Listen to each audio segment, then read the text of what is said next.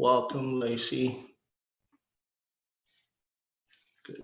All right, we're going to get started here this evening. I want to thank everyone that has joined us on Facebook Live. We will make this recording available after this wonderful one-on-one discussion this evening. Last weekend, we actually started our one-on-one discussion series on the Wisdom for Life and Leadership platform. And we're excited to be back again today to field another important topic, which is wisdom for financial wellness. And I am so excited to introduce my guest tonight. She's a friend, she's a colleague, and we've been talking about this for the probably last few months. And, we've all been in the middle of this COVID-19 pandemic. And I hope for those who are listening tonight that you and your family are doing well. For those who might be struggling at this time, we're definitely sending prayers, and we believe God is able to heal. God is able to help us through the difficult times that we're finding ourselves in this moment. And I pray that God will give us the wisdom, both practical, biblical, and also biblical wisdom needed for us to be able to move through this time and come out on the other side. And so I think that is what makes life worth living, is hope. And being able to continue to hope that and believe that as I continue to do the things that God has put in front of me, the things that you can control, do those, leave the rest to God, and God would definitely see us through this process. But this evening, I'm so excited to have my esteemed guest, which you guys can see on the screen, Tameka Bryant. And Tameka Bryant she carries a lot and wears a lot of hats. I wouldn't do her enough justice with my introduction this evening, but I think that I couldn't find anyone better to help us, in this discussion. Tameka Bryant is a branch leader, which is another word for manager at BB&T, now Truist. Truist is the sixth largest financial institution in America. She serves out of the Eastern PA market, proudly leads multiple teams all over the region. She's also a small business consultant who's helped achieve her goals and also, helping grow other businesses as well. Tameka has also served as a communications and engagement, or actually currently serving as a communication and engagement advisor for BOLD, which stands for Black Organizer Leaders and Doers, Business Resource Group leadership team at DVLV, which stands for Delaware Valley, Lehigh Valley region, which is out in the greater Philadelphia region. And so she's doing a lot. Prior to joining BB&T, now Truist, Tameka started her own professional career in the retail management space, transitioning into the financial services industry as a financial center manager at Bank of America, and where she also served as a co-chair of the regional volunteer initiative of the women's BRG group and African American BRG group in that bank. Bank of America is one of the largest banks actually in the world, not just in the United States. So Tameka definitely started her financial career in a premier institution as well. She is proud to be an alumnus of St. Joseph's University here in the Philadelphia area. It's a great school where she earned her bachelor's in science in organizational development and leadership, and is currently studying to earn her executive MBA at the same institution. So we're really excited for her. And she, sometimes there are people that with or without a specific, academic credentials behind their names, they carry a lot of quality and great leadership abilities, and Tameka is one. Her academic achievements it is not to justify who she is. She's already who she is from time anybody who's known her. But I think it only further validates what she carries and her knowledge. And we're so excited to have her here with us this evening. Her passion for leadership, financial wellness, and community service is one of the reasons why I have her on this platform today. Tameka and I have worked together very closely over the last few years, actually 2 years now, conducting financial wellness financial wellness presentations all over the greater Philadelphia region, even into parts of Jersey as well, New Jersey as well. And so she comes with a wealth of knowledge, and I couldn't find anyone better. And I think we can have this conversation with this evening to really help us, to help all of you guys where you are right now in your journey financially, especially in light of all that is going on with COVID-19. And so without further ado, I really definitely want to welcome my guest, Tameka. If you want to unmute yourself and just say hello to the people.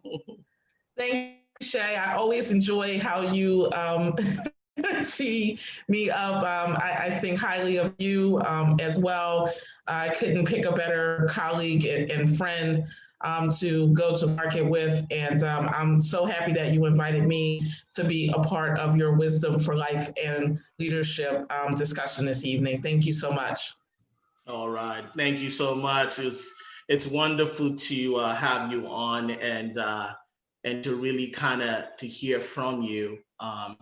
As we get this discussion started, I always like to have my guests just tell a little bit of their story. And then I'm going to come back and I'm going to share some biblical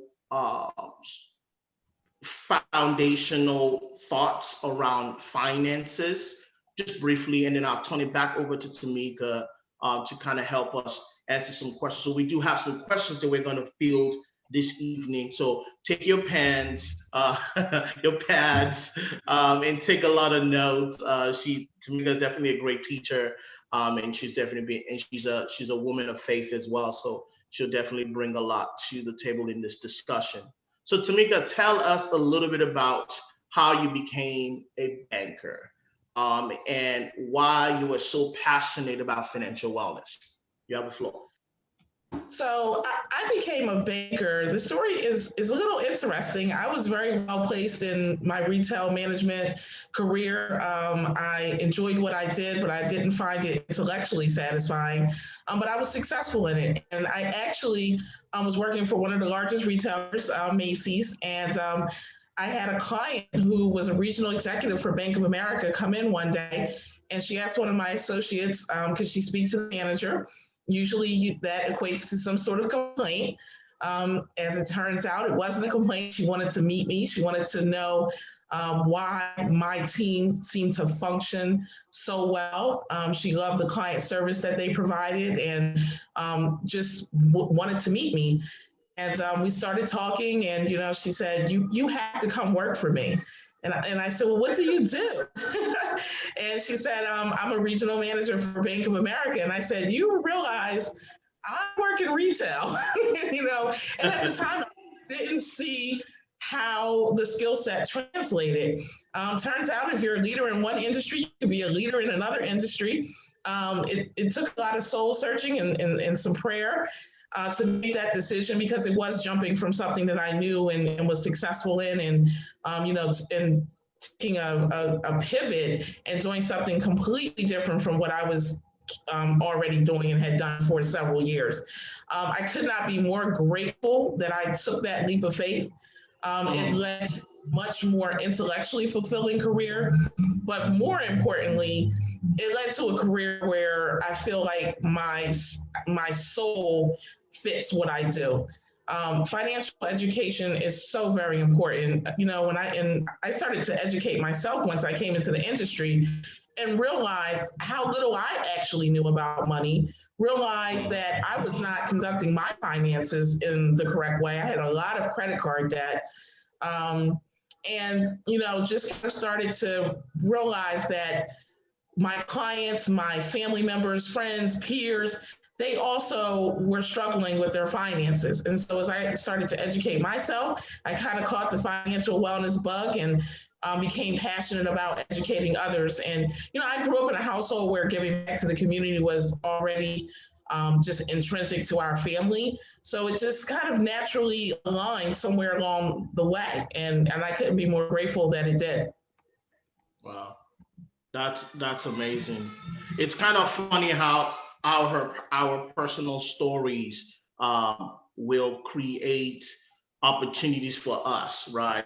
You talking about your family, talking about your background, how that led you into this, and I think that I like to believe that that's destiny. Like, you know, God has a way to orchestrate our path to get us to a place that we didn't probably even think about, right? Someone asking you that question and that led you into what you're doing today. And I think that's very, very um, powerful in that regard. But in that same spirit of what you have shared, I think that is so important for us to understand some of the things I believe that I think it's important for us to understand about money, that money does not define us, but it's a tool. And the reason why we're having this discussion this evening is to empower people, especially those who are in the household of faith, who believe in in Christ and consider some Christians, or even if you don't consider yourself a Christian and you're just listening to this information. I think there's a lot of things we're going to share tonight. I think that will be very helpful in your in your journey. And I think that it's really important for us to kind of create that space for people to understand God's heart for them, that we're only meant to be stewards of the money that we have. At the end of the day, when you look at money that way, it wouldn't consume you, it wouldn't take you for a loop. We won't create our identity around finances, but we will ultimately have an understanding that this is given to us, by God in the first place. Ecclesiastes chapter 5, verse 10 says, whosoever loves money has enough. Whosoever loves wealth is never satisfied with their income. This too is meaningless. Romans 13, verse 8 tells us that let no debt remain outstanding, except continuing debt to love one another, for whosoever loves others has fulfilled the law.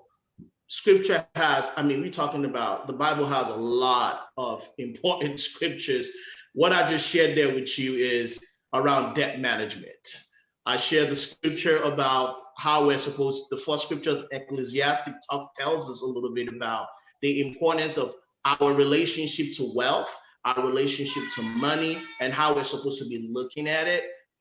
And how if we base our identity on what we can make and not understand it's but a tool that God has put in our hands, then we miss the point. And conversely, if we don't understand that the resources that is given to us is basically from God to help us to be good steward, to be able to give back, to be able to make a difference in our lives and the lives of others around us, then we miss the point as well.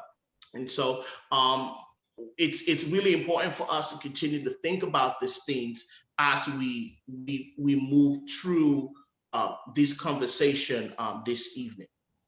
Tameka, I want to ask you another question I think is really important for us this evening. For those who are taking notes, the first question that I asked or if you're watching us live, if you just joined in, the first question I asked Tameka this evening was just to tell us a little bit about her journey, how she became a banker, then ultimately how she got into financial wellness.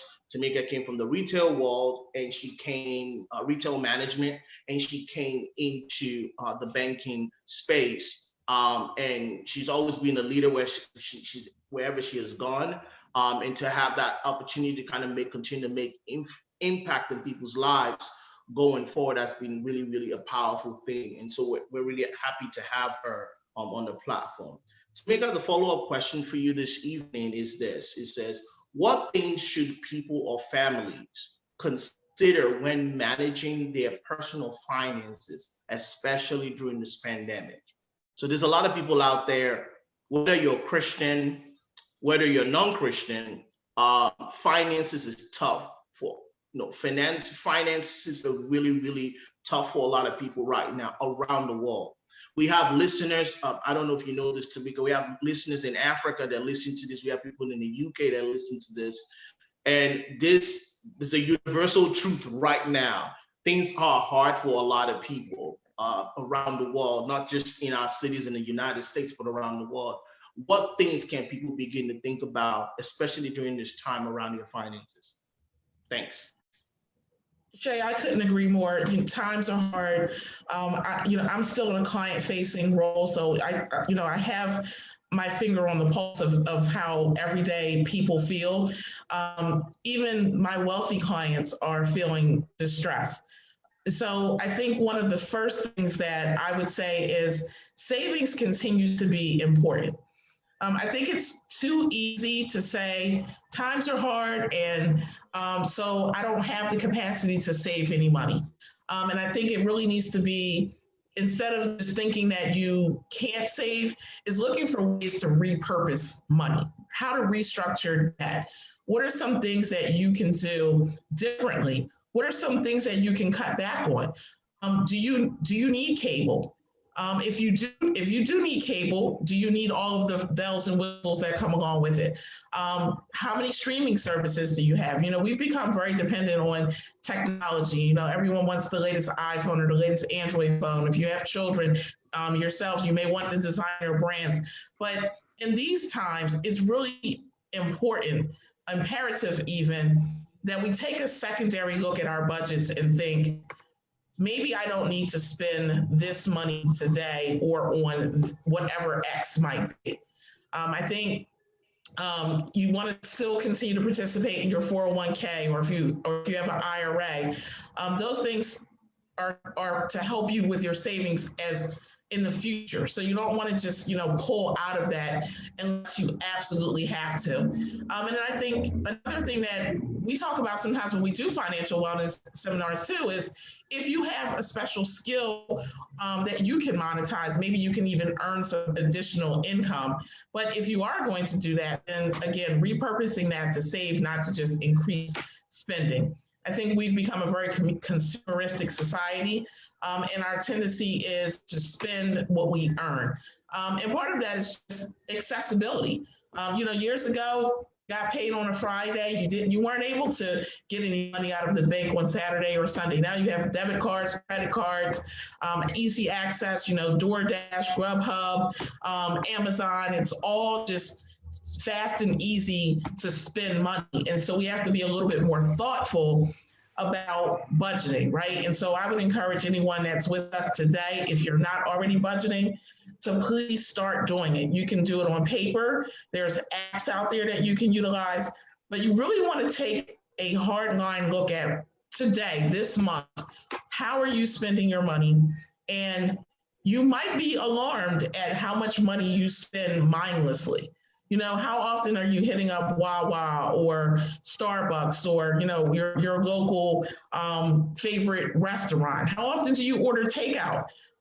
How do you buy only store brand, national brands versus store brands? There's all sorts of ways that we don't necessarily immediately think about to help us save money, but certainly they exist. The other thing is restructuring. Restructuring your budget is kind of what I already touched on.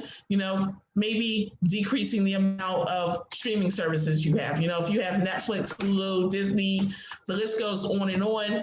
maybe you can trim back to 1 or 2 and save that additional money a month. The other piece of it, and Shay, you talked about it with your biblical reading, is debt. That is one of the main reasons that people have health issues. Worrying about your finances before you go to bed at night actually can manifest itself in high blood pressure, headaches, heart attacks, strokes. So you want to get a handle on it if you're in debt. And one of the reasons that people tend to struggle with debt, paying down debt, is we run from it. It's some sort of psychological reasoning behind hiding from our creditors. We don't want to take the phone call. We don't want to open up the mail reminding us. You really want to get out in front of that. If you find yourself back against the wall and there's a bill coming due that you don't think you'll be able to pay, you want to reach out and be proactive instead of reactive. There are programs that organizations have. I know the organization I work for, we have a loss mitigation department. They'll make payment arrangements. We do deferments. All organizations that are creditors actually have these types of programs, but it's not well known, and they won't proactively reach out to you.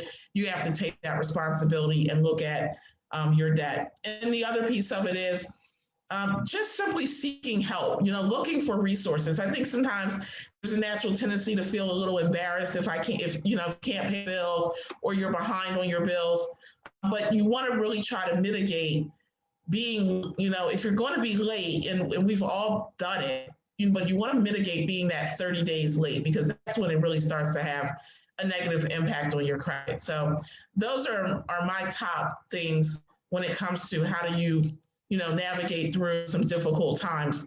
Shay?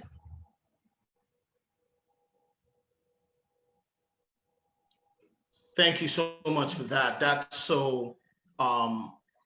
is so great to kind of consider those things. You're right. We need to continue to save. Wherever you find yourself right now, for those who are listening in other countries and watching this, or you're going to watch us after this, it's really going to be important for you to continue to find ways to save. And I know people say, no way, like things are hard where I live. You quite don't understand. I don't have any money. I don't have anything. We're basically, and we understand, until you walk in someone else's shoes, you would not know the difficulties that they're going through. And we quite understand that. But I remember, whether it's in the United States or even the times that I lived in Nigeria, like one of the examples that I saw from my mom was she always found ways to save. She made certain choices. Okay, we're not going to spend money on that. We're going to use something else. We're going to find other alternatives. And I know for maybe those who are maybe sitting in places like Nigeria right now, or the African countries, or maybe even other places, where maybe resources are not really quite available right now. What I wanted, the first thing I'm going to ask you to do is just as what Tameka said, take a look at what you're spending. Seeing, if you go to the store, if you go to this market, maybe you can go to a different market where you can get things at a different price. Maybe you're going to look at, even like where your kids go to school. Am I paying out of my nose? I know some of you guys have to send your kids to private school, but taking a holistic look at your budget at this time and to see how you can cut down on costs. Some of you guys in other countries where you have to pay for data, maybe you don't need to be online all the time. Maybe you want to kind of repurpose some of that money towards something else to kind of really help you to begin to think about ways to do that. But I think if it's anything at all what Tameka just said right now, we need to take a look at how we're spending. And I don't care what country you find yourself, take a look, take a paper out and literally write down, what am I spending? And then ask the tough question, is this the best way? Or is there other alternatives? And what can I begin to kind of reduce or take off of this to help me in that? But Tameka, I think that's so right on spot for most of our folks, really looking at, and also too, especially for those who live in the West, you have creditors that will come after you, right? And you can't hide. We always say, we've done a lot of presentations together, and we tell people, please talk to the people. If you act like it doesn't exist, yes, it does. And it will show up on your credit. In the United States, we have something called credit scores.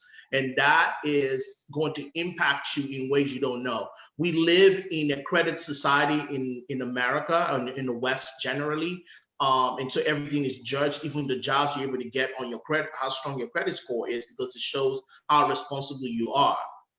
That might not be fair, but that's just the way things are here. For those of you that are in other countries where we don't really use credit and you use cash, being in debt obviously is not the right thing. If you know you can't pay someone back, don't go borrow from them. Or if you're going to borrow from them, set the right expectation of why you're going to be borrowing from them and what timeline you think you can pay them back. Or if you can't pay them back, communicate with them. So I see this happen a lot in cash societies, where you find yourself, you lent money from someone, and because you're afraid that if you talk to them about where you are, that they're, that they'll get mad at you. And most likely they probably will get mad at you if you're not paying them their money back.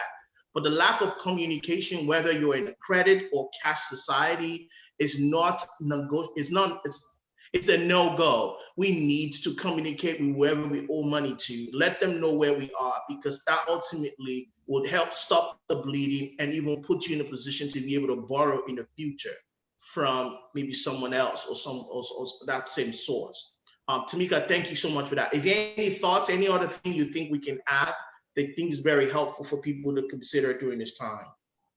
I mean, I would just add that, my advice is not coming from a place of affluence. I grew up in a working class family where, my parents are baby boomers, and that generation largely didn't believe in credit. Credit is a fairly new concept, and they basically only purchased what they could afford. And they taught me about checking and savings accounts, and they said off to college where I had a full scholarship, and so I wasn't too concerned about money. But credit cards started showing up with my name on them, and I really didn't understand the full responsibility of having credit cards, right? And I skipped a grade, so I was a 17-year-old college freshman. And I had a credit card. I had a couple of credit cards. And you start swiping, and they come back in the mail with the bill, and it's like, great, I only have to give them $15. I have to give them $25. Little did I know that over the course of a few years, that interest was piling up and piling up and piling up. So here I am with a full free ride to school, to a university, and I walk out of school with debt. Simply because I just didn't have the proper education around how to manage credit, how to manage my finances. And, I've become so passionate about creating capacity for people to not make those same mistakes that I made. And I really had to buckle down and figure out my budget and figure out how I could save money every single week. So, I didn't have even though I was a college graduate, I didn't have a brand new car. I wasn't driving, I wasn't wearing, everything designer. I didn't have the best cell phone on the market. But what I am now is debt free, with the exception of a vehicle loan, because we drive around so much, and my car was dying, so I needed to get one. But I don't have, I only use my credit cards for what I can afford to spend on them, and they really are emergency based. I use them because, as Shay said, in the West, you really have to understand the credit system. And so having a dormant credit card is not a good thing either. So I'm using my credit, but I'm using it much more strategically. And I can sleep at night knowing that I'm not dodging phone calls or envelopes showing up in my mailbox. So I can't stress how important it is. If you are in debt, reach out to your creditors. If things are already on your credit report, you can reach out to the collection agencies. Oftentimes, you can do a settlement to give yourself some breathing room. And again, I get it. There's a global pandemic still going on, and we are in the middle of hard times. But you know what? We're always going to be experiencing something. And so, it's always no time like the present to invest in yourself and invest in your future and invest in leaving a legacy behind for your children that's not one of debt, because in my career, far too often, that's what I see. Shay? Very well said. Very well said, Tameka. That brings me to my next question. I think that it will dovetail really well here. Say, what are the biggest mistakes or misconceptions around personal and business finances? I guess one of the biggest misconceptions when it comes to clients or people who want to start or own a business is that you can just dive right in, right? You have a passion about something and great, suddenly you have a business. That's simply not true. What you have is what we call in the industry a micro business, or, I don't know the lingo for all around the world, but in the West, we would kind of refer to as a side hustle. And there's nothing wrong with that. Everyone starts somewhere. So I don't say that with a negative connotation, but it's just simply that you're not actually running a full small business yet. You have the capacity to do so.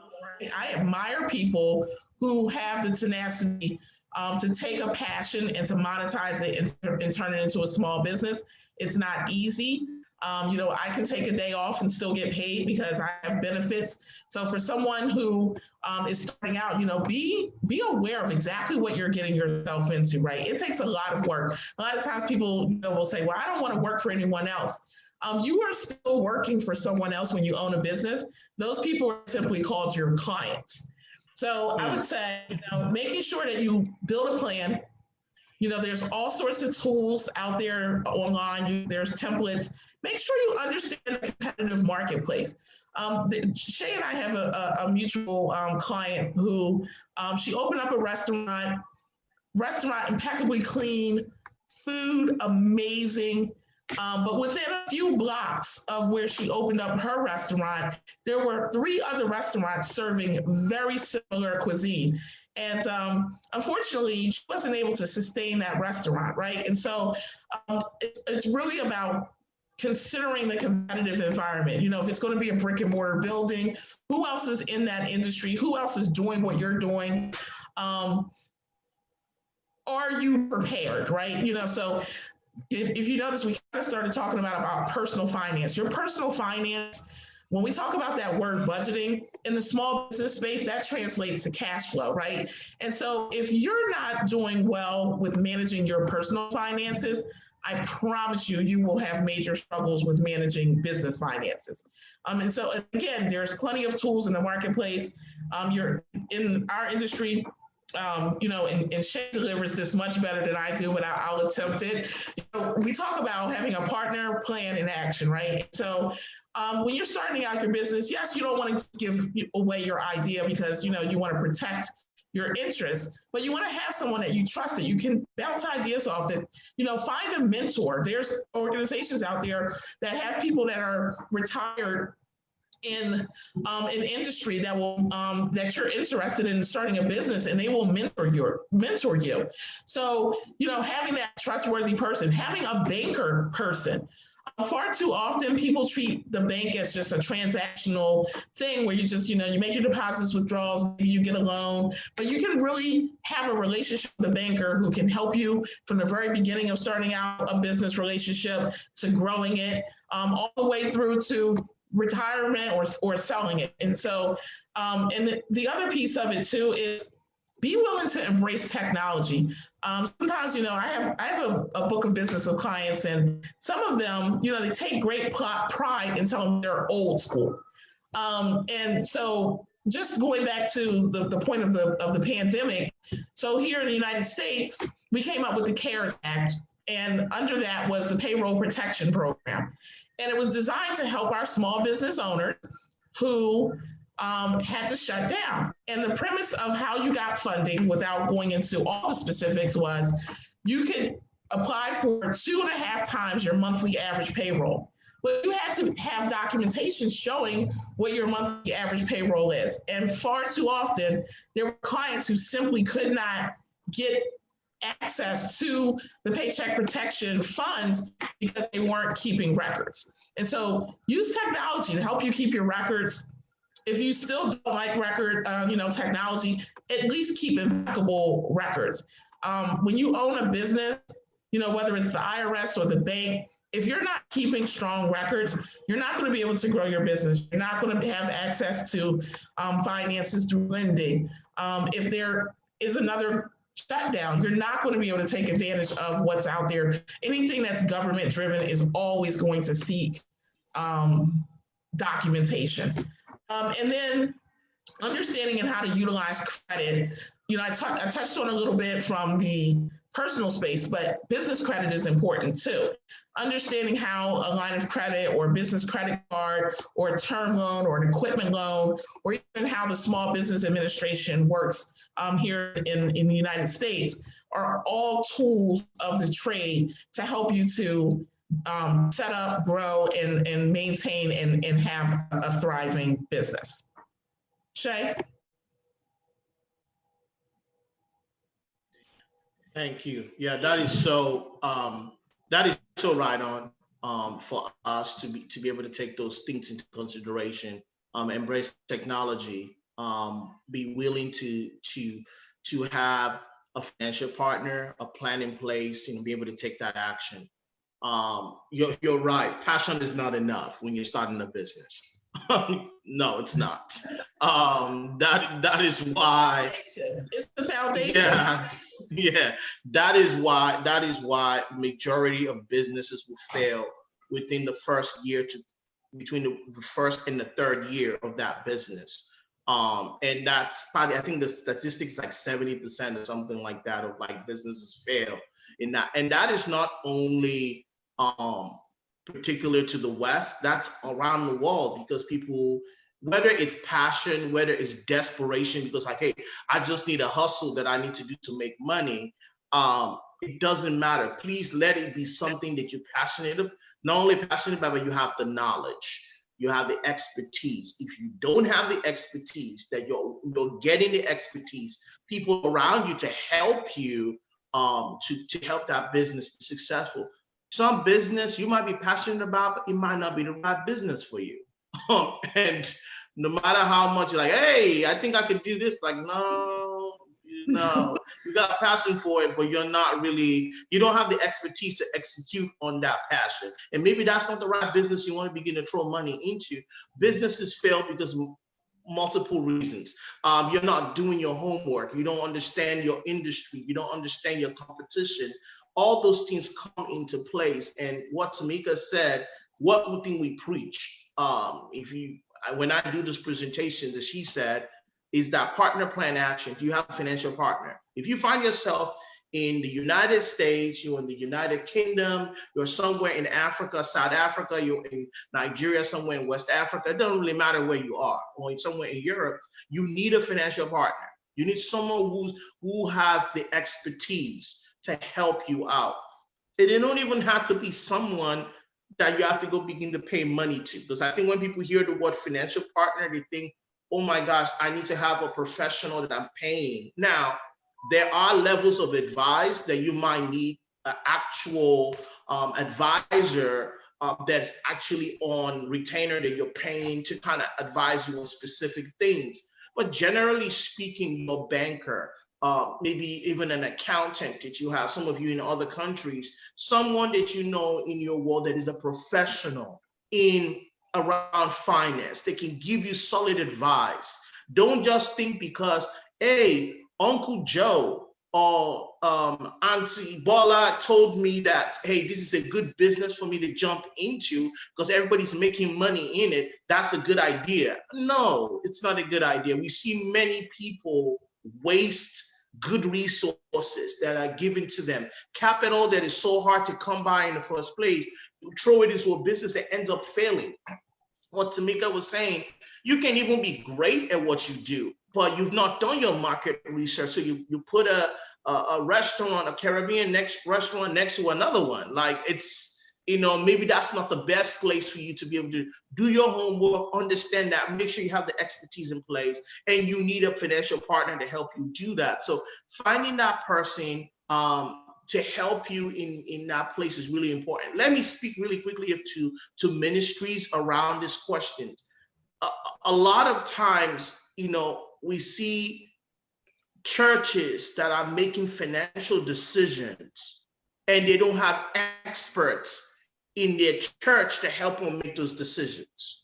Or you have a small ministry and you're trying to make certain financial decisions and you're relying either on your bookkeeper, and your bookkeeper might be nice. Your usher might be able to count money, no disrespect, but your usher, someone who kind of has some idea about money, is not a financial partner, right? You need someone that actually understands how, the risk around the investments or the things you're trying to do, or making sure that you have the right things. Even churches at times don't even have the right accounts.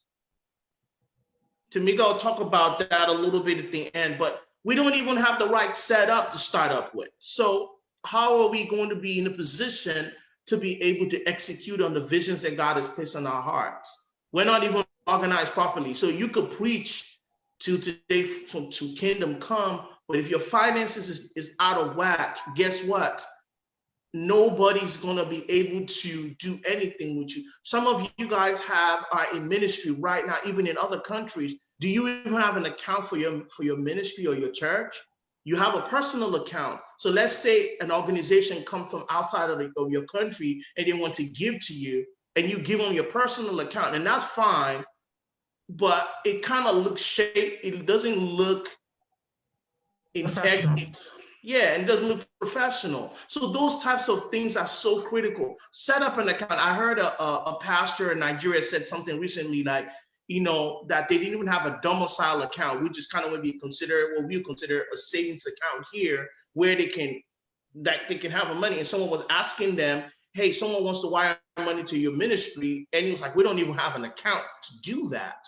You can miss out on opportunities. Organizations all the time, churches, sometimes there are larger organizations in the States or in the United Kingdom that might want to give to your ministry, but you're not set up the right way. And so it begins to look a kind of way that is not really professional or doesn't show a level of integrity. But we need a partner, help us create a plan, help us put that into action. Tameka, I think you couldn't say it any better than that on this question. Let's pivot to our next question. I think definitely those are really important things for us to consider today. Is what are the top 5 things every small business owner, and when we say small business owner, we're not only talking about for-profit, we're talking about nonprofit and for-profit business, should consider when starting or running a business? I touched on a great deal of it. Yeah, you did.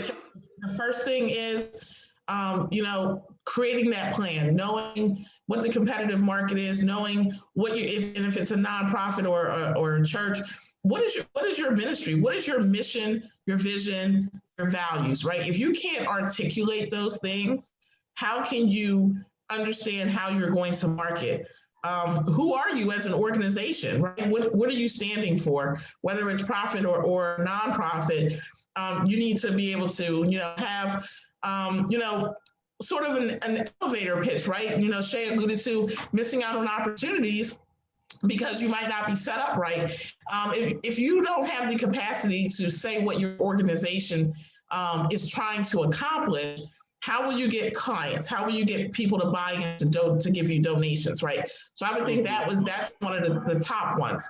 The second thing is, like I said, having your finances in order. Personal finance equals business finance. In the nonprofit space, and Seyi just touched on this, just because someone volunteered to do something in your organization doesn't mean it should be the person. So I understand a lot of times, in nonprofit organizations, it becomes very much volunteer based, right? And that's great. You have people who want to help. The reality is you have to figure out who is qualified to help when it comes to the finance.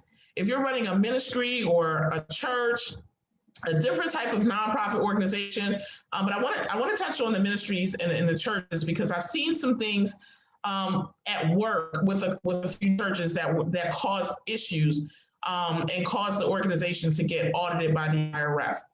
The pastor of your church should not be the person in charge of the finances. He should be separate, and if the ministry is able to pay him, then they should issue him a paycheck. He shouldn't be the one counting offering money. Like, he should really just extricate himself from the finances of the church. Now, he could be a part of the decision-making process of, where a fund is going to be allocated, but he shouldn't be the one writing checks. If your organization or your congregation is large enough, seek out specialized volunteers. You can always have, assign the one-offs that don't have expertise to do plenty of other things. I know I've been volunteering in my church my entire life. And some of what I do for the church is specialized.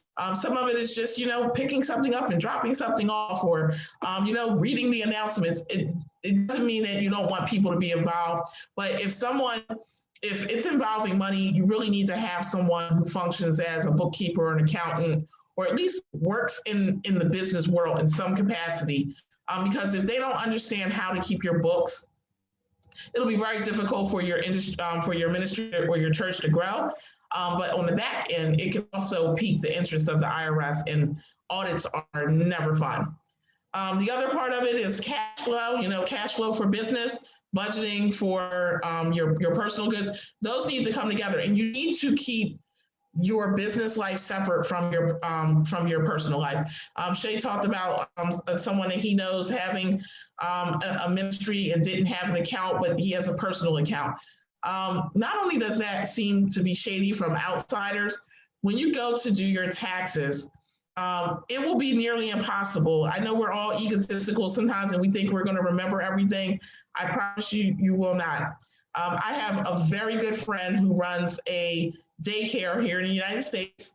It's highly successful and she's great at what she does. However, where she needs help is in the financial space. We were going to go see a play together, and I went over to her house, and while I was waiting for her, I happened to notice there were just stacks everywhere on her dining room table, which is a huge dining room table. And so she comes down, and I go, "What's with the receipts?" And she says, "Oh, I'm trying to get ready for tax season, and I'm having a hard time remembering what are things I purchased for the daycare and what are things I purchased for my household."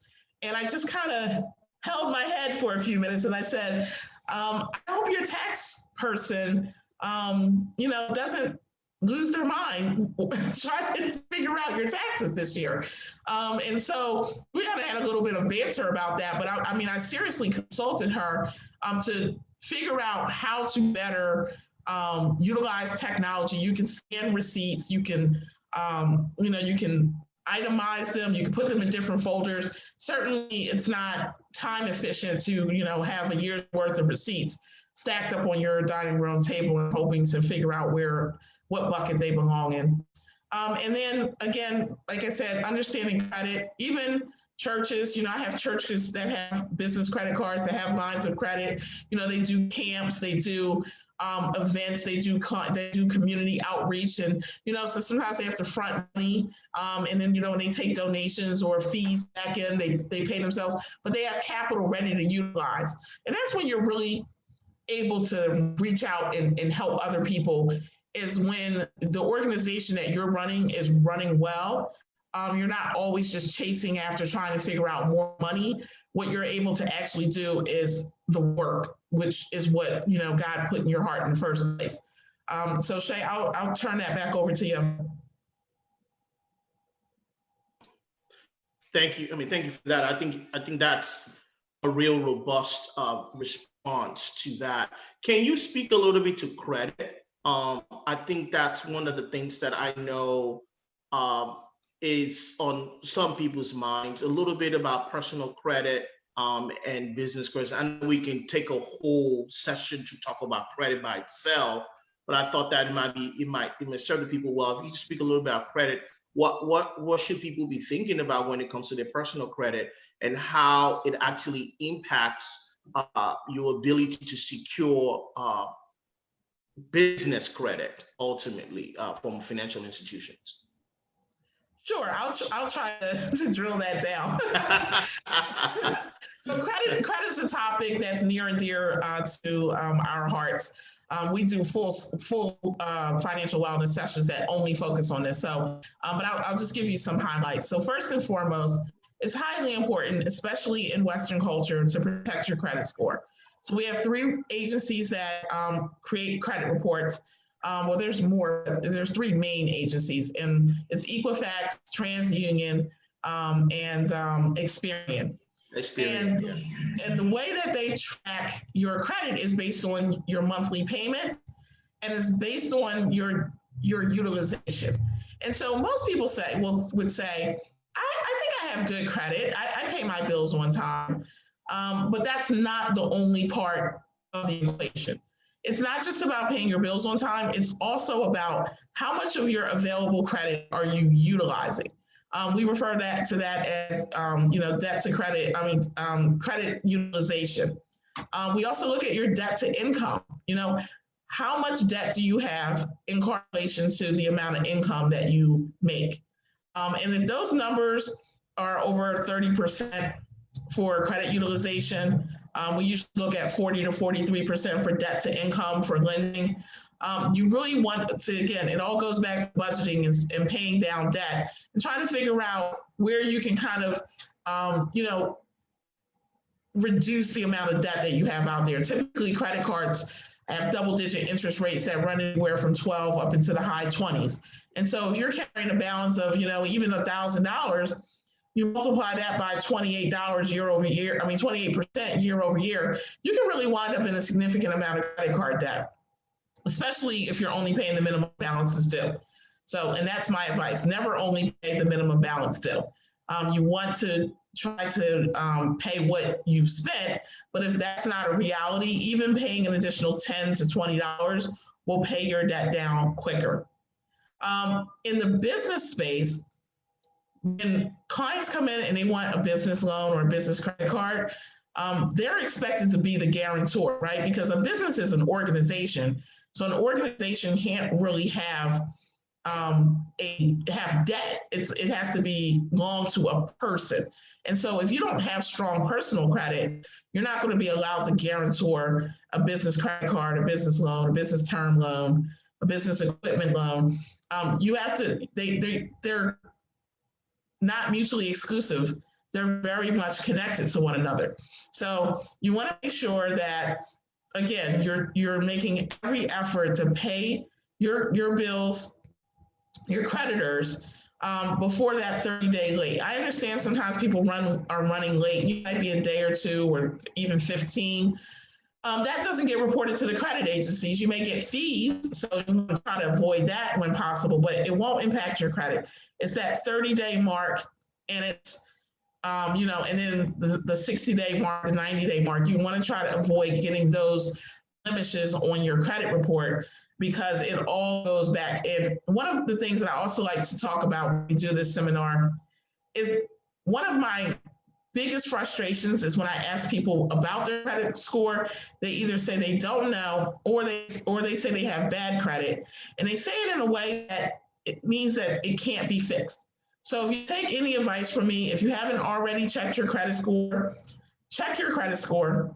Check it at least a few times a year. Be aware of what's going on, especially in this world where there's a lot of fraud.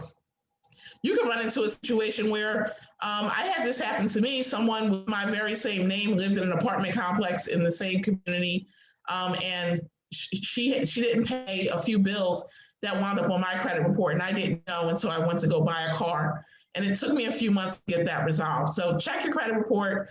Make sure it's accurate. If it's not, there's a dispute process that you can follow. And then if you've already blemished your credit, understand that there are ways that you can rebuild credit. There are, there's calling your creditors and setting up payment plans or setting up a payoff that's less than what you owe. There's secured credit cards to help you to rebuild your credit. So there's not any instance that we can't figure out how to help you improve it. Just like running a business, it just takes you to focus and put the work in to fix it. Did you have any follow-up around what I spoke to, Shay? I think you nailed it on the head on that point. I think that that is so incredibly important for us to put ourselves in a place where we have strong credit, we understand how it impacts us. But when we have, we have good debt management, we will put ourselves in a good place to be able to do that. And a good debt management starts from the place where you have a good budget, because then you cut down excesses. As Tameka said earlier, you shouldn't only have a budget when it's hard. You should have a budget at all times, right? Because it ultimately puts you in that position to have a healthy financial life, so that you're saving more and you're cutting down on excesses that you might have, and ultimately also managing your debt so that you are ultimately in a position where you can be debt free in your journey. One scripture that comes to mind right away around this is Proverbs 22 verse 7. It says, "The rich rules over the poor, and the borrower is a slave to the lender, or of the lender." And that is so true. That it hasn't changed in time. And when Book of Proverbs was written, we did not have complex banking systems as we had. This banking system that we have today, kind of comes from the 1500s and from Florence for the Medici family, and kind of how we have it today. But people have always borrowed and lent from each other from time, right? Whether it's a cup of sugar, whether it's some type of commodity. But the point is, the rich will rule over the poor, and the borrower becomes a slave to that lender. And in that same spirit, I think what God wants us to be as, I believe, people of faith is, it takes me to a place where we need to be able to leave an inheritance, not just leave debt for our family, but be able to position ourselves to be able to leave an inheritance for them. Proverbs 13 verse 22 read from the NASB, says, "A good man leaves an inheritance to his children's children, and wealth of the sinner is stored up for the righteous." And clearly stated, if a man is able to be disciplined in his finances, not only are you creating a legacy for your in your own immediate life, but also for your children's children. And that is so key and important. And anyone that kind of does anything that is not really congruent with God's word, and we don't have integrity, whatever money you've made will ultimately leave your hands. If you find another way to kind of shady way to make money, that doesn't work either. We see that a lot, not just in people, quote unquote, in the secular world, but also even in the church. People are dipping their hands into things they're not supposed to be involved in, all in the name of money. Whether you're swindling people in the church from the pulpit to get more money from them, those types of things do not. Get rich quick scheme does not work. Whether it's in the church or outside of the church, there are things tried and tested ways for us to save, to put money away, but also to invest our money, right? To be able to make sure that you're putting your money away. It's a different type of investments that you could have out there. You can invest in real estate. You can invest in the stock market. You can invest in multiple things out there, but knowing what is right for you is important, right? Making sure you don't put your eggs in one basket, making sure that you're meeting with a professional that's going to give you that advice. If you're interested in investments, don't just go to some random person and say, "Oh, I want to put my money in." You will lose that money. And that's not a curse. That's just like facts. You need to be able to go and sit with someone who knows how to help you be able to get to that place that you need to get to. But as we read those scriptures, we want to be able to leave an inheritance for our children. We don't want to be in a position where we have nothing to pass on but debt to them.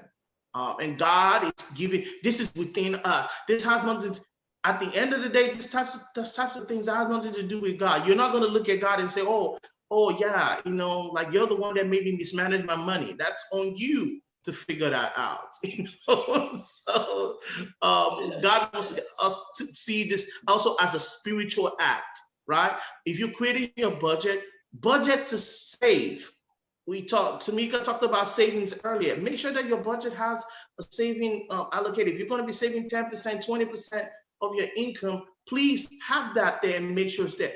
Budget to give. Some of you guys want to give to your church, but it's an afterthought, or to the ministries that you're connected to, but you're not budgeting to actually give. Right? And so you're not even in the place to be able to do what you're supposed to do. And you're wondering like, oh man, I wish I could give more. Well, then budget to give.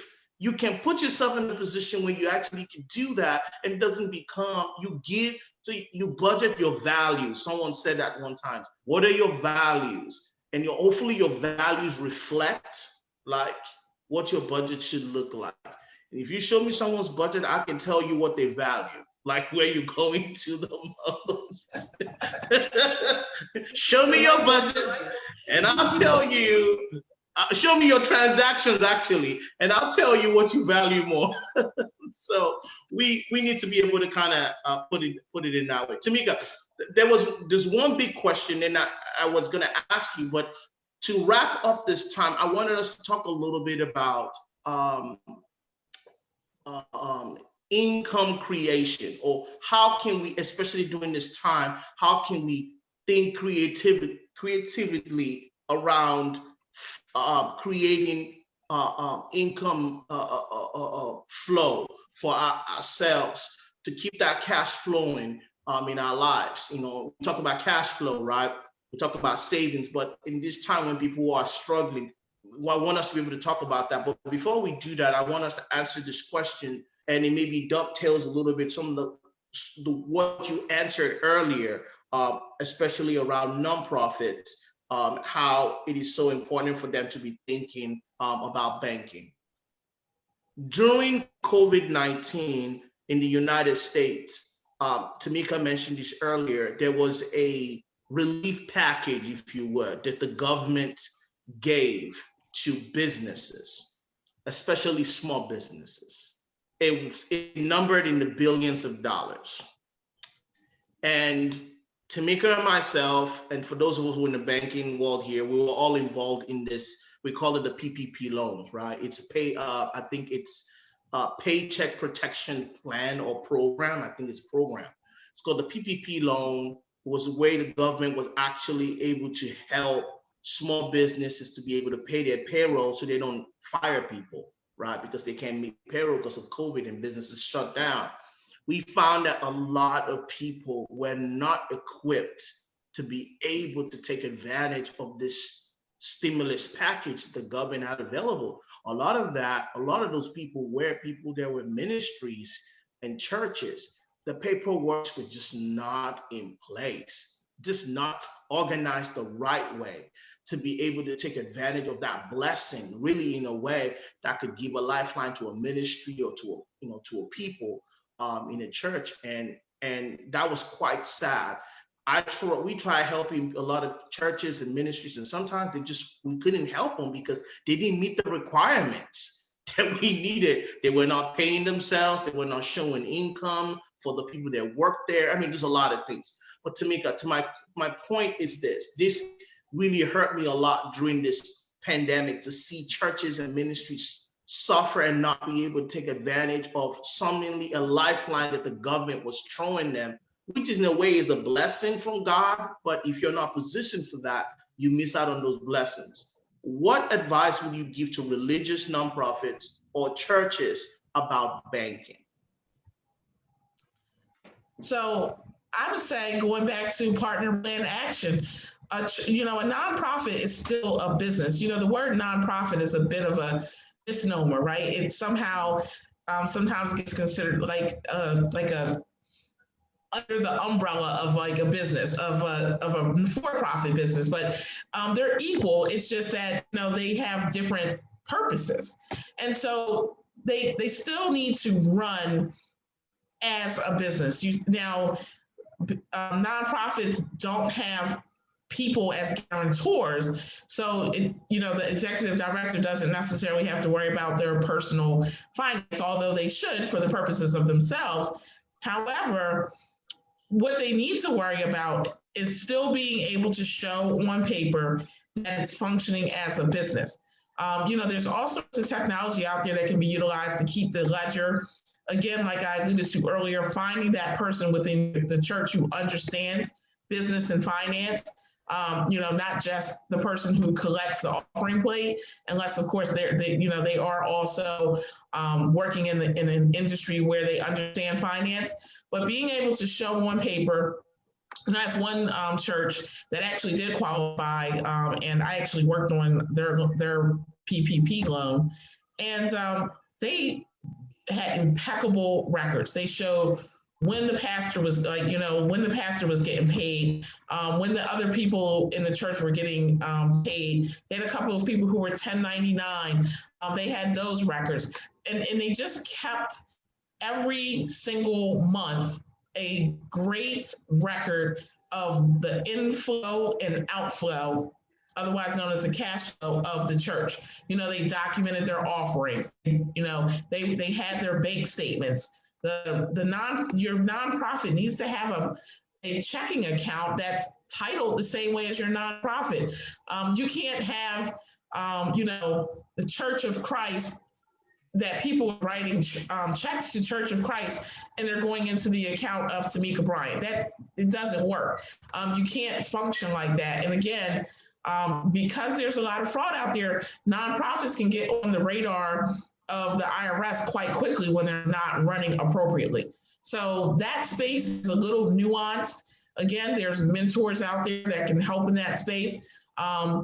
Or if you know someone who, may be doing that same work in another nonprofit, they can kind of give you some insight into it. But it's worth doing the work up front to avoid the headaches and the hassles on the back end. And then the biggest part of it is, for me, and piggybacking off of Shay, is missing out on the opportunity to get funds to help your congregation or your participants in your nonprofit. That space can be hard to get money, right? You need to know how to write grants. You need to constantly be fundraising. And so here was an opportunity where churches and nonprofit organizations, ministries could have walked away with money that was going to basically amount to being a grant, and really been able to make a meaningful difference in their communities, that because they didn't keep solid records, they weren't able to take advantage of it. And that doesn't feel good at the end of the day. Tameka, you're very right on that. You're very right on that point. Let me say something for wherever you find yourself around the world watching this, and you're either in ministry, you're looking at your church, please have good reporting. I was talking to a group of pastors in Nigeria who were helping them with a nonprofit that was started to actually, great nonprofit to really aid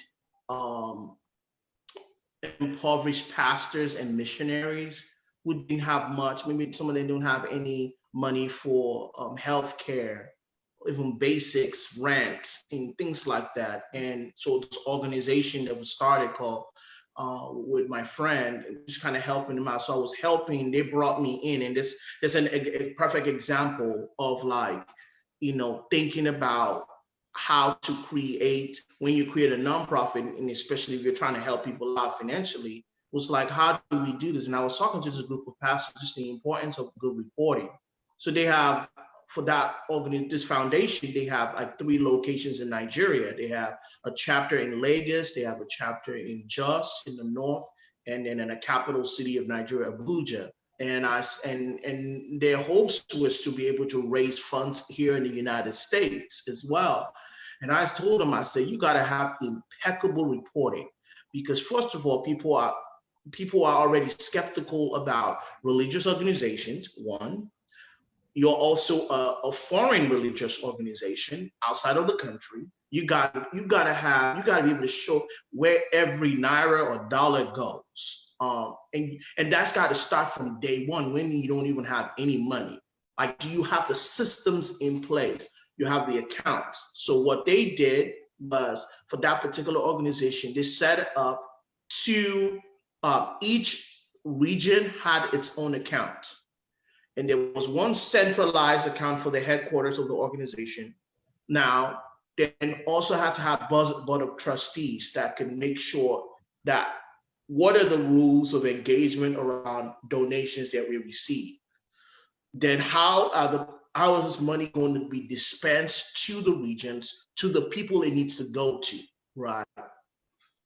And then that meant then we had to have reports. So we had to have both a ministry activities report as well as a detailed financial report that I helped create, because we wanted to make sure that if this organization is going to be able to raise funds outside the United States, it needed to have that level of accountability. Not only that, but also for its members, so that if the members are coming, they don't necessarily collect dues, but sometimes the members do donate, because they also value it. And sometimes I think it's also a good thing to have people to give to a place where they find themselves. Like, I think it gives a level of value, even if they think their dollar is not going to make a difference. But if you give, sometimes if something is completely free, sometimes people don't understand the value of it. But if you even it gives a level of them to be invested in that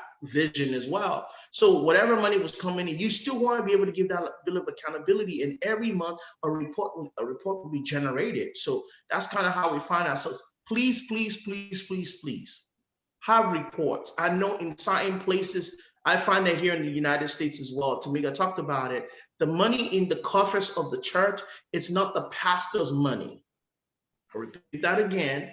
The money into pastor's account is not in the church's account. It's not the pastor's money.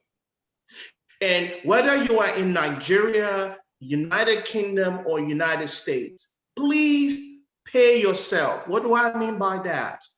Make sure that if there's a salary that is being paid to you, if your church is able to pay you, right, make sure that there is clearly, okay, this is what the pastor gets paid every month.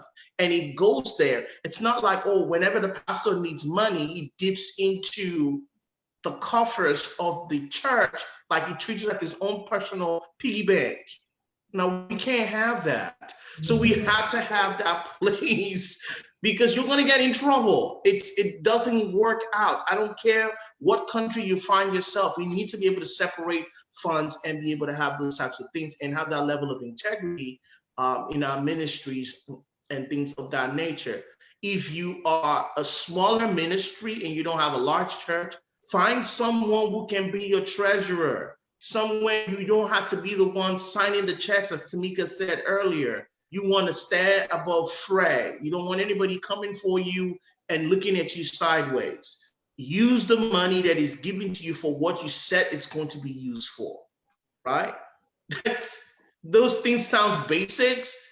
Forget IRS for a second. Just thinking about just making sure you're doing the right things, and it's going to put you in that place. Some of you guys that are here in the United States, a few things you can do. We tell people all the time, Tameka and myself, you could talk to Paytex, you could talk to ADP or any other payroll service company, and they have plans that will surprise you. Maybe for like $25, anywhere to $40 a month, you pay a fee. They'll take care of all the taxes, make sure that you're reporting to the right places and everything like that. And then you have the peace of mind that at least I'm separating my personal finance from the organization's finance. So if you're raising money through your organization and I have a nonprofit, I have a ministry, and when I get paid from my organization, I have to pay taxes on it. I don't treat it like it's, no, I don't commingle that. I want to be able to say, look, this is what comes in and this is what I get paid from it. or whatever that is that comes in there. And at the time we had money that was paid to us from the organization that way. And that was kind of what we did at the time. But if you're going to get paid from the organization for any reasons at all, you need to make sure that it is separate and there's good accounting of that. And it's not commingled with a bunch of other things, because it doesn't look right. It doesn't represent God the right way. And ultimately, you can get in legal problems and legal issues with that as well. So those are real things. I think, as Tameka just kind of like brought that up for us, let us be in the position to be able to do, position ourselves, our organizations to be able to do a lot in that area. I'm going to pause right now. Tameka, do you have any thoughts on what I just shared? Maybe just, at least mine. And I was kind of just piggybacking on what you said earlier. No, I think you're spot on. It's imperative that churches function like a business. Ministries function like a business. Pastors, executive directors, you need to have a board of directors. You need to have, and it doesn't have to be a lot of people, but you need to at least have a secretary and a treasurer, someone who has expertise, not just because they volunteered for it.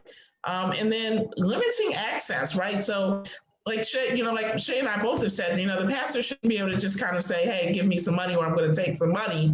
He needs to go through proper channels and be able to stipulate why. Now, he or she can certainly be involved in the decision-making process of how incoming funds are distributed and allocated to different parts of the ministries within the church, but it should not be run as a dictatorship. It really needs to be where people are making cohesive decision-making. And then when you have it set up like that, it really makes it easier to do the right thing, right? Because when you have the right people in place, when you have the right people in place, they're not just yes people. There'll be those people who will raise their hand and say, can we do that? Is that the right decision to make? Or should we do this? Or let's talk about this collectively and see if we can come to the right conclusion, versus one person just having an idea and running with it. And in an organization that's set up correctly from the beginning, has a much greater chance of achieving longevity. Shay threw out a statistic earlier this evening around the amount of businesses that fail in the first to third year. Well, that's inclusive of nonprofits and churches as well.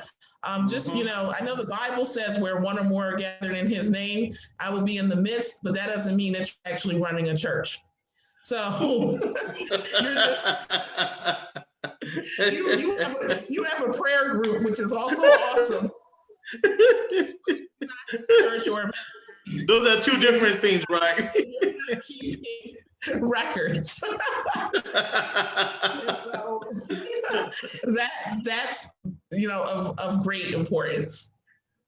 Yes, ma'am. Shay. Yes, ma'am. No, thank you so much. As we conclude our time tonight, I wanted to really just quickly talk about how to keep the income flowing during this time. What things can we do, leveraging our skills? I heard a presentation that you did, we did together, and I thought you brought some very great points for people to thinking about how to keep leveraging their skills during this time to generate more. So can you speak to that, please? Absolutely. So, and in the presentation, we were talking about there was a young lady who had mentioned that she finds saving during this time to be impossible. And so, our pushback against that was, well, how do you have a skill set that you can monetize, right? We live in some pretty awesome times. And I've met some people and I've learned about some industries that I did not know existed before I became a banker. And there's a lot of people who just are doing talented things or that are really great. I met someone the other day who is a couponer. And she explained to me how sometimes she gets to the end of them checking out her groceries, and she might have like a cart full of stuff and only pay $50 of it because she's figured out how to best utilize the coupons because she's not necessarily married to specific brands. So she basically buys based on the coupons that are online or mailed to her home. And I thought, wow, what a great, interesting way to save money, and something I certainly hadn't thought of. And I kind of chided her a little bit, and I said, I wish I could do that. But the reality for me is I show up at the market, but the coupons are at home. and I get to the register and I go, oh man, I had like 3 or 4 coupons, and I certainly didn't. I mean, she's like an expert at it, but just kind of was some food for thought for myself, even as a banker, that's another way that I could also save, some money and repurpose it. I have a banker on my team. He's driving for Uber on weekends because he has some student loan debt he wants to pay down faster. I know people who are selling things on Etsy. Facebook has a marketplace. I have a friend who fosters cats and dogs for extra income. I mean, there's all sorts of ideas out there, and you may have a special talent that you can monetize. I actually have a childhood friend who's selling, she was a basketball star. Like, I'm surprised she didn't go to the WNBA. She got injured. But she loves basketballs, and she's taking basketballs and turning them into handbags that are specialized. And so I'm not creative like that at all. Like, I could whip up a PowerPoint in a matter of minutes, but it would never occur to me looking at a basketball, hey, I could turn that into a handbag, right? So think about yourself, right? And who you are, what your talents are. We all know that God gives us each our own gifts. And sometimes I think we tend to shy away from them, or we don't really fully suss them out, right? And so you may be sitting right now with an idea or a gift, and it doesn't always have to be creative things. I do some consulting work for additional income. So it just depends on what your skill set is. But think about your skill set in terms of how it can be monetized for extra income. Another thing, there's another app that I like out there. It's called Let Go, right? We all have far too many things, right? We are a society of collectors, right? Before the 70s, there was never even there were storage places didn't even exist, right? Because you didn't have so much stuff that you needed to get a house full of stuff that you didn't use. And so there's an app called Let Go, right? And so you got something sitting around your house, you haven't been using it, maybe you can make some cash by selling it. So just, think through what you can do to earn some extra cash. But here's the caveat to the extra cash. It's not to be treated like found money. Either pay down some debt or put it in a savings account for a rainy day. Don't just, go, oh, now I have some extra cash. Now I can buy more stuff where I can eat out more or buy more entertainment. You have to be disciplined enough to repurpose that extra money, that extra revenue in the right place to truly help it move your financial picture ahead.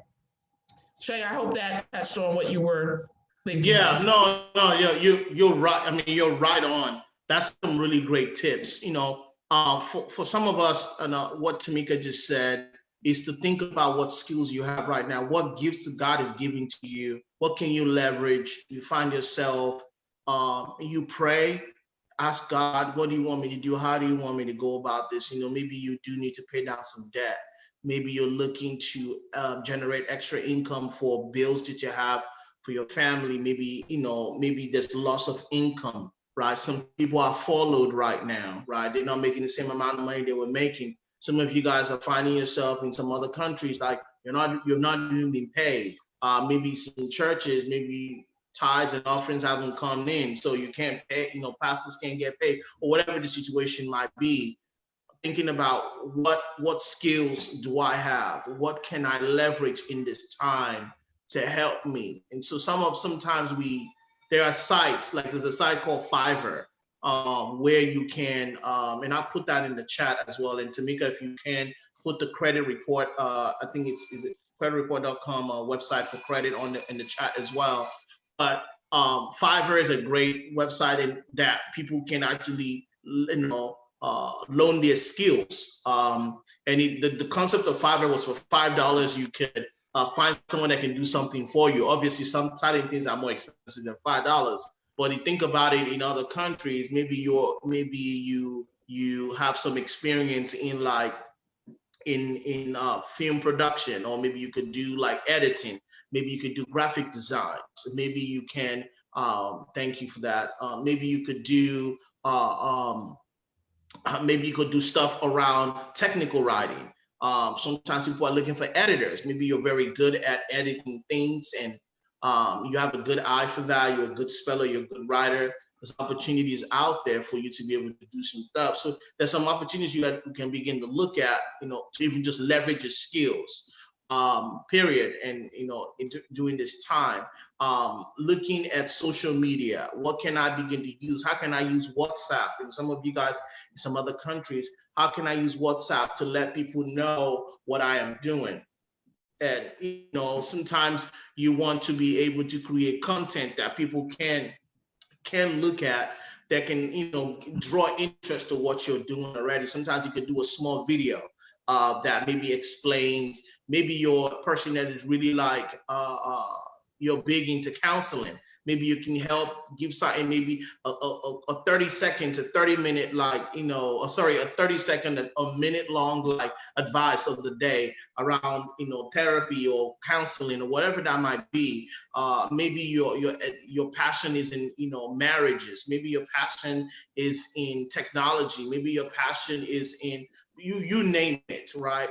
Trying to find ways to try to use those, I think it's critical at this time. For those of you guys that find yourself in a place like Nigeria and you're looking, how do I get my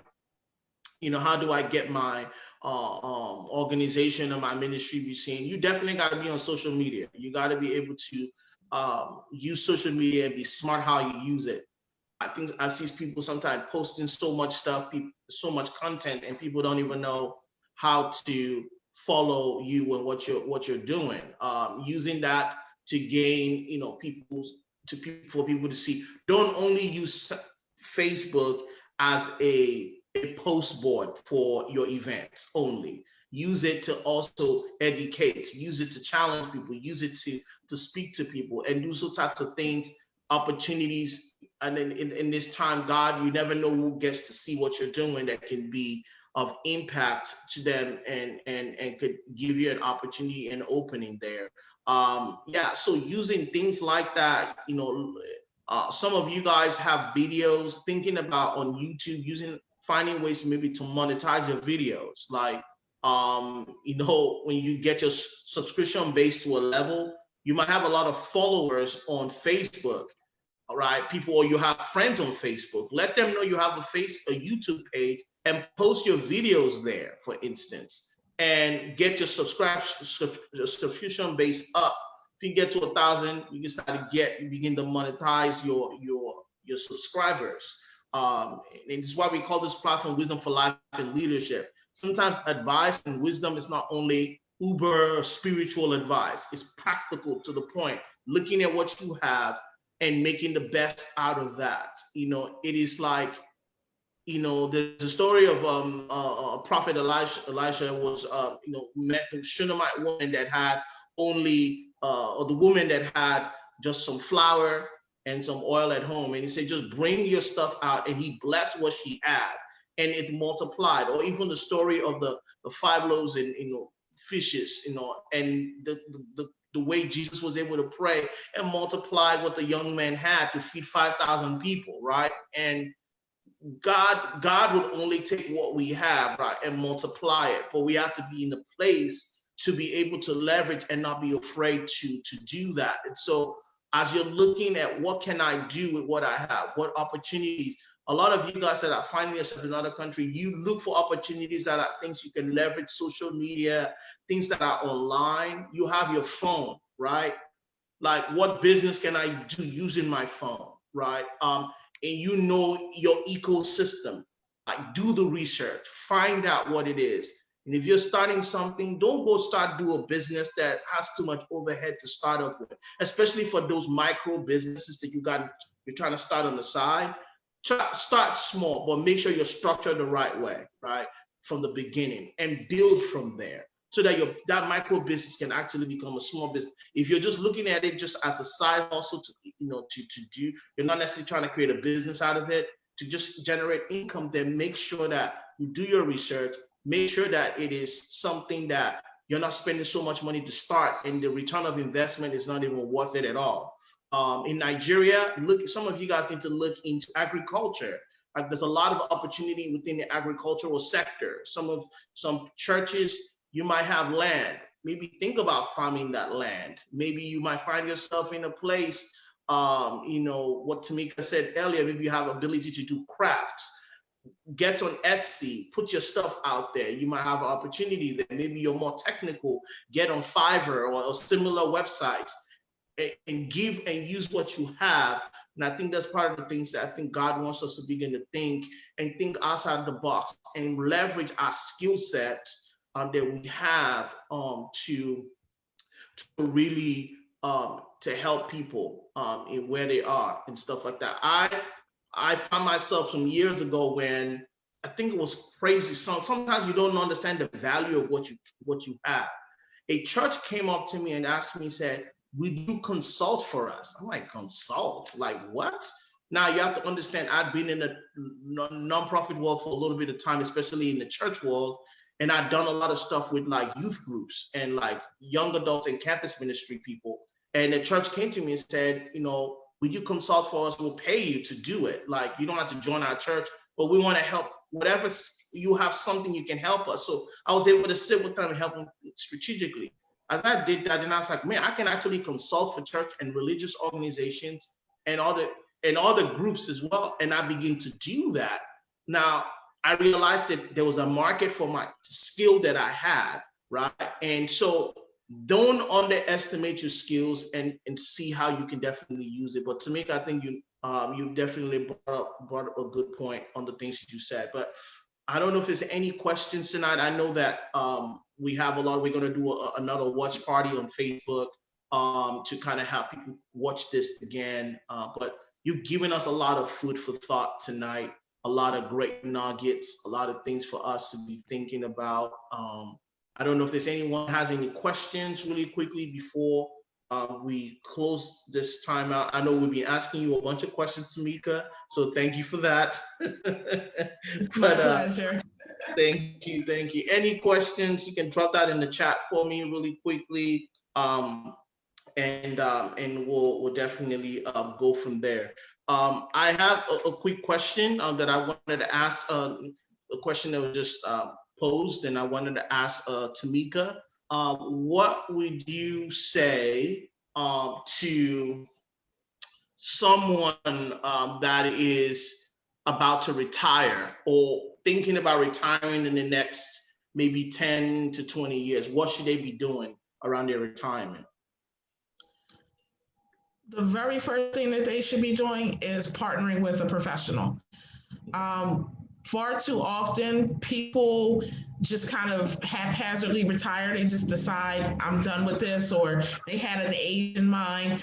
And sometimes what I've learned from partnering with some of our partners at work is sometimes you're not ready to retire, but working an extra year could be the difference between thousands of dollars on the down cycle of retirement. So you really want to make sure that you're financially positioned. And I understand sometimes, illnesses happen, or, your industry has changed or whatever, but, you want to talk to, again, a banking professional, a financial advisor. I was talking to a client the other day. Him and his brother have built a really great brand in the construction business. They both have 2 children. None of the children want to continue, the business, and they're in their early 60s.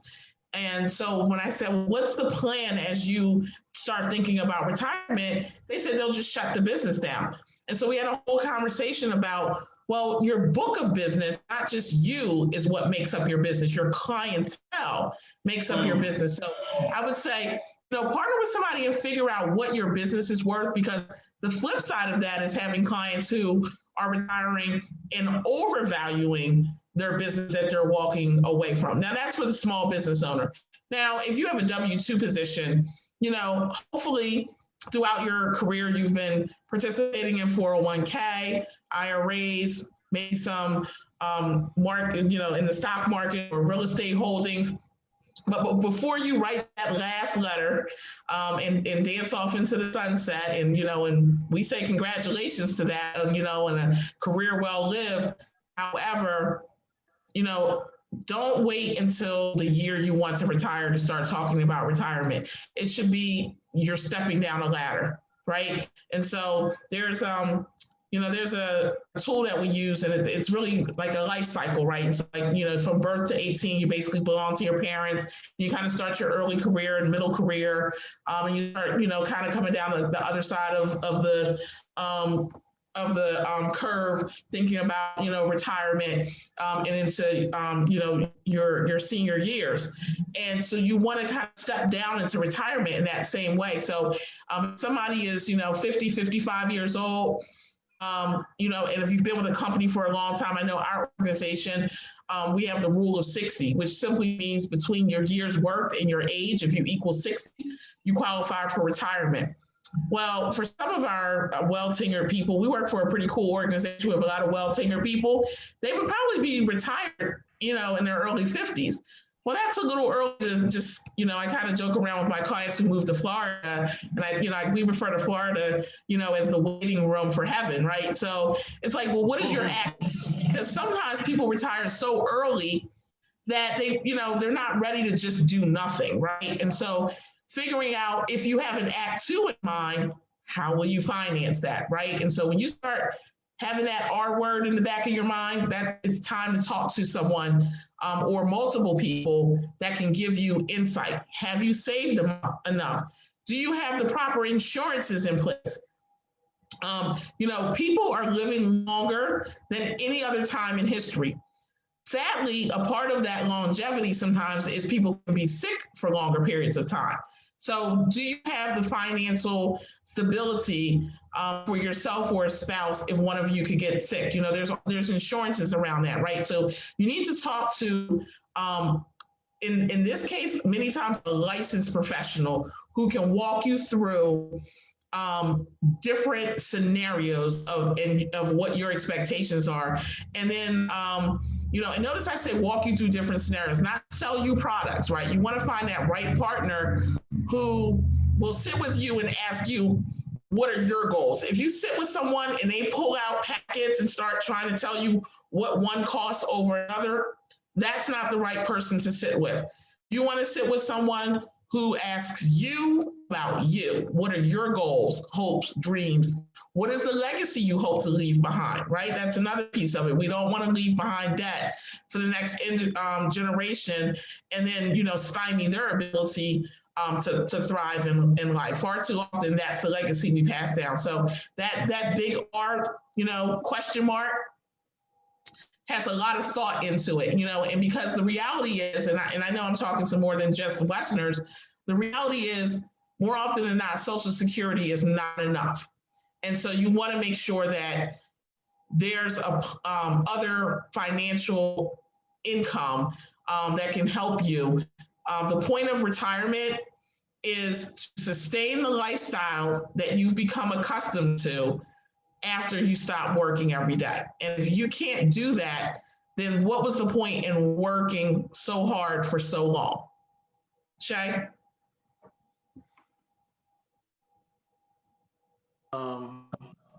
Mic drop. That's just so true. Thank you so much, Tameka, for that. Do we have any other question tonight? I think we touched on a lot of things tonight for us. I really appreciate Tameka's time.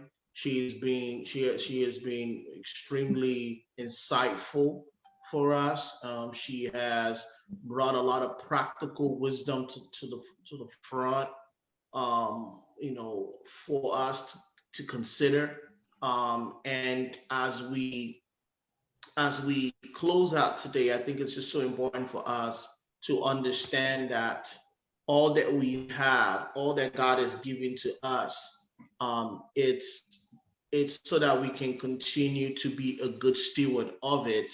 Um, I think about something as I'm closing this out in Proverbs 21:20 says, precious treasure and oil are in a wise man's dwelling, but a foolish man devours it.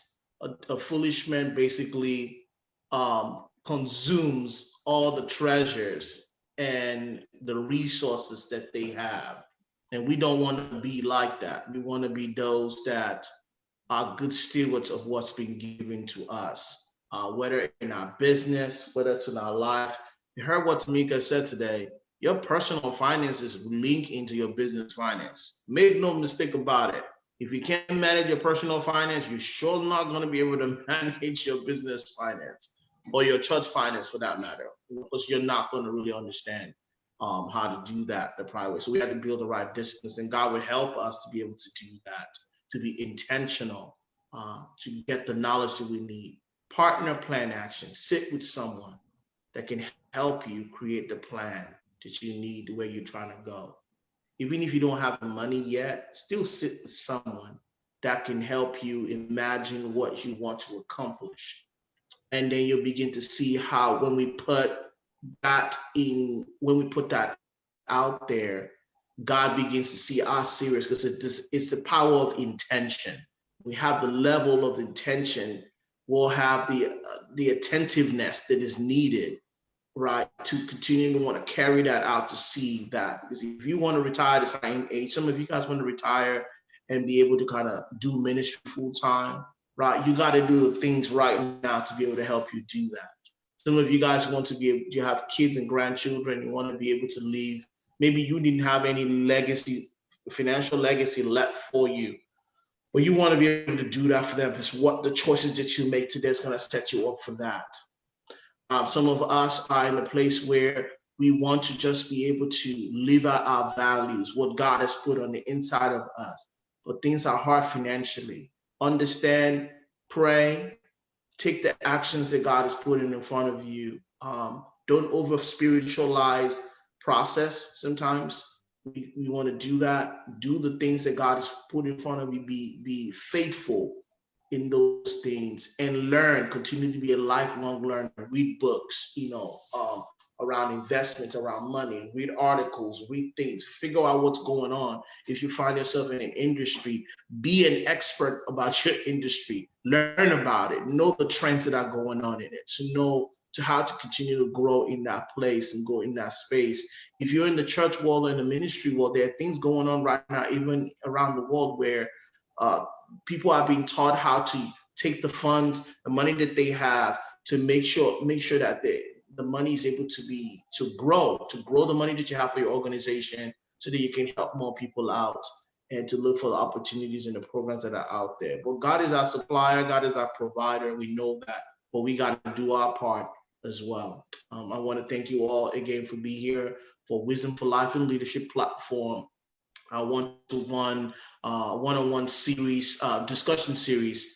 Will continue next week with EJ Ikile, who's going to be coming to speak about technology, leveraging the opportunities within technological field or world in this time. And so I want to thank Tameka again for coming and joining us.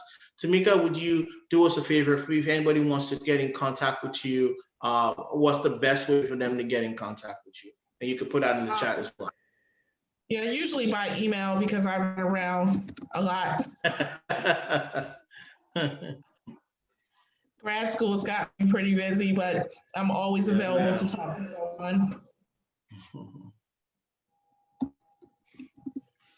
Again, Tameka is in the Pennsylvania region, specifically in Greater Philadelphia region. And so if you have any questions for her, she dropped it in the chat right there. It's tbryant@bbnt.com. So it's TBRYANT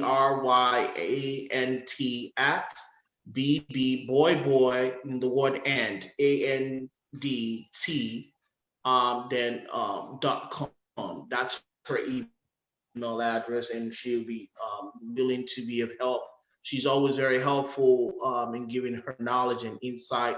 And if you're local in the area, you need help, your personal business finance, you need someone to sit with, someone to be a partner, definitely reach out to Tameka. She'll be of value to you as well in that regard. Let me share my screen really quickly, share our a little bit about of our own information for some of you guys that are local or even international. I think that we really appreciate you guys being on to this evening, because I know that without you and your support, we can't do what we're doing here. And so we really much appreciate all of you guys for being here on this evening with us. And let me move my screen back into this. There you go. So contact information is very simple. Facebook, our handle is Wisdom for Life and Leadership. YouTube, Wisdom for Life and Leadership.